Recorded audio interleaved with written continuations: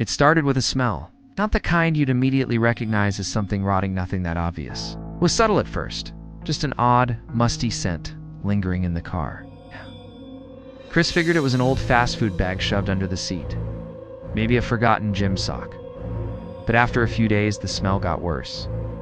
By the end of the week, every time he opened the car door, it hit him like a punch to the face. Sour and heavy. He searched everywhere, under the seats, the glove compartment, even inside the air vents. Nothing. It was only when he popped the trunk that his stomach turned. There was something there. Wedged into the farthest corner, hidden beneath an old blanket, was a plastic bag. Not just any plastic bagwan of those heavy-duty black ones. The kind that contractors use. It was bloated, tied shut, and oozing something dark. Chris stumbled back, heart pounding. He hadn't put it there. He hadn't opened his trunk in days. But someone had. His first instinct was to run. Call the cops. Get as far away from the car as possible. But a sick, creeping thought slithered into his brain. What if they think it's mine? He stood there, sweat dripping down his back, staring at the bag. He didn't need to open it. He knew what was inside. The smell told him everything. Then he noticed something worse. The trunk's lock was broken. Someone hadn't just put this thing in his car. They had planned for him to find it. He slammed the trunk shut, heart racing. His mind reeled through every possibility. Had someone been in his apartment? Had they followed him? Did he know them? And then his phone buzzed. A new message from an unknown number.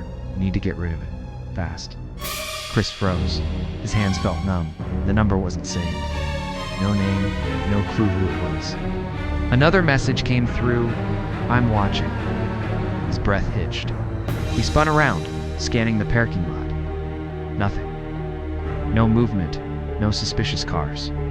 But someone was out there. Someone had done this to him, and they were waiting to see what he'd do next. Chris's pulse thundered in his ears as he reread the texts. His mouth went dry. Who the hell was watching? His fingers trembled as he typed back, "Who is this?" 3 dots appeared, then disappeared, and nothing.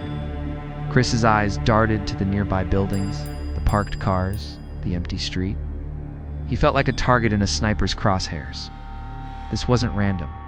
Someone had chosen him. And then it hit him. His car had been parked outside his apartment for days.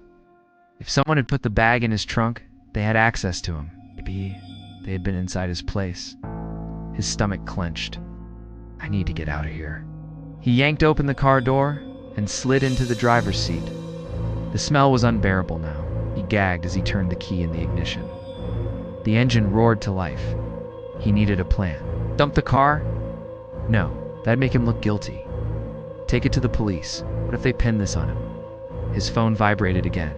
Don't go home. Chris slammed on the brakes, his breath coming in short gasps.